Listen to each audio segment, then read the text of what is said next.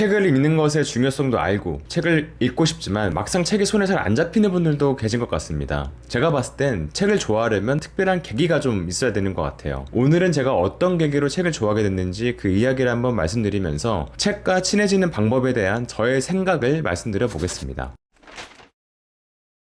안녕하세요, 북스토랑입니다. 저는 본격적으로 1인 크리에이터로 일을 시작했기 때문에 사실상 제 일과는 책을 읽고 글을 쓰는 걸로 꽉 채워져 있습니다. 아마 밥을 먹고 운동하는 시간을 빼면 거의 모든 시간을 책을 읽고 글을 쓰는 것 같아요. 시간으로 따지면 10시간 정도는 되는 것 같습니다. 게임도 처음에는 익숙하지 않고 잘 못하다 보니까 재미를 느끼지 못합니다. 그래서 왜 저런 게임에 사람들이 빠져들까 하는 생각을 하다가 어느 순간 그 게임이 주는 묘미를 느끼면 거기서 게임의 재미를 알아가죠. 저는 책 읽기도 마찬가지인 것 같아요. 자신에게 깊은 인상을 남기는 책을 만나면 그때부터 책 읽기의 재미를 알게 되는 것 같습니다. 그래서 오늘은 제가 책하고 친해질 수 있었던 그 계기를 한번 말씀드리면서 어떻게 하면 책 읽기를 좋아할 수 있을지 이에 대해서 저의 방법을 한번 말씀드려 보겠습니다.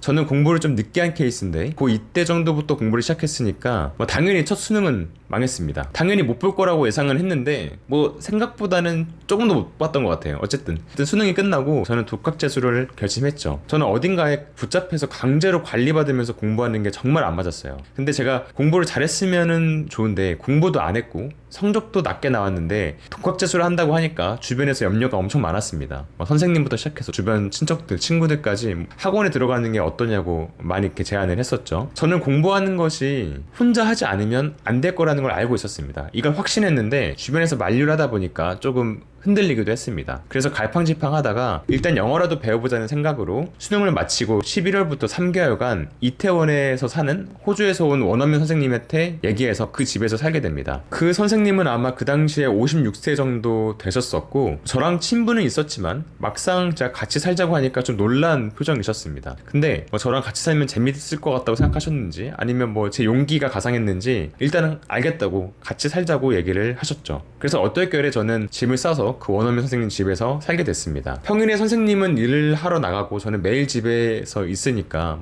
영어 공부도 하고 했지만 좀 따분하고 심심했습니다. 그래서 선생님 서재에 있는 책들을 꺼내서 읽기 시작했는데요. 그 원어민 선생님은 호주에서 종교하고 철학을 주로 공부하시는 분이라 어려운 책들이 주로 많았고 또 영어로 된 책들이 많았습니다. 대부분 읽다가 금방 포기했는데 그때 저한테 깊은 인상을 남긴 책 한 권을 만났습니다. 그 책이 바로 이 책인데요. 에리 프롬이 쓴 자유로부터의 도피라는 책입니다. 저는 이 책을 읽고 처음으로 책을 읽으면서 소름이 돋았던 것 같아요. 책을 읽으면서 감탄을 하고 소름이 돋으면서 정말 멋진 글이다 이런 생각을 처음으로 해봤습니다. 제가 왜 소름이 돋았는지 간략하게 말씀드리기 위해서 이 책의 내용을 좀 간추려 보겠습니다. 이 책은 독일인들이 어떻게 히틀러라는 괴물을 투표로 뽑았는지 그 이유를 사회심리학적인 관점에서 풀어쓴 책인데요. 당시 독일 시민들은 무너져 내린 종교적 질서에서도 해방됐고 1차 세계대전에서 패배한 이후에 막대한 전쟁 배상금을 물면서 기능이 마비된 정부의 관리에서부터도 벗어났습니다. 그리하여 종교에서도 국가에서도 해방된 독일 시민들은 온전한 자유에 내던져졌죠. 자신의 정체성을 규정해주던 질서가 사라져서 온전한 자유를 감당하게 된 독일 시민들은 고독과 외로움을 경험합니다. 이렇게 안정감과 소속감을 줄 수 있는 무언가를 갈구하는 시민들에게 히틀러는 게르만족의 우월성을 주장하면서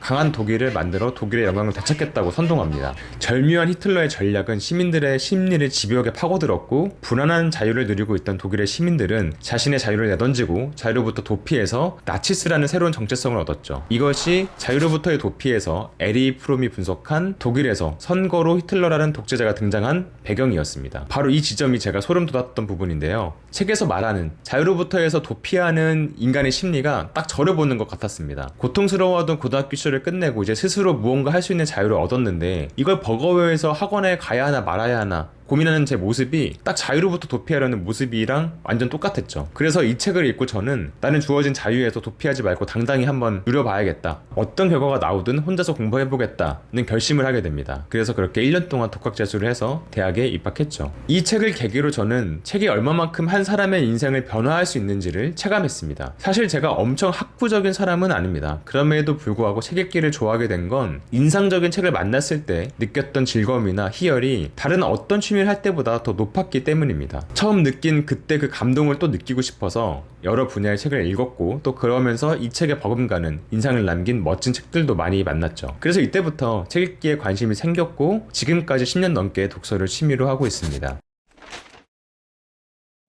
책을 읽어야 한다, 책 읽기가 중요하다라는 말 때문에 책을 읽기 시작하면 오히려 책을 좋아하기 어려워지는 것 같아요. 의무적으로 읽다 보면 지루하게 느낄 수밖에 없으니까요. 제가 추천드리는 건 편하게 여러 종류의 책을 접하면서 자신에게 계기가 되어줄 책을 기다리는 방법입니다. 약속 시간이 뜰 때 서점에 가서 이런저런 책을 보거나 주말에 북카페에서 여러 책을 보거나 이런 일들을 하다 보면 자신의 상황에 딱 맞는, 그래서 인상적인 영감을 주는 책을 만날 수 있습니다. 여기서 제가 꼭 덧붙여서 말씀드리고 싶은 거는 굳이 필독서로 선정된 고전과 같은 책을 읽을 필요가 없다는 겁니다. 고전은 중요한 메시지를 담고 있고 또 중요한 책인 건 사실이지만 그만큼 읽기에도 어렵고 지금 우리의 문제와는 동떨어질 수 있다는 느낌을 줄 수 있습니다. 그렇기에 처음부터 고전에 집착하면 책에 재미를 붙이는데 방해가 될 가능성이 아주 크죠. 그래서 무작정 고전을 읽기보다는 자신의 상황에 맞는 책들, 자신의 고민에 맞는 책들을 위주로 먼저 보셨으면 좋겠습니다. 책에 대한 선호는 그 책의 내용보다 지금 내가 처한 상황에 따라 결정되니까요. 사실 저도 지금 이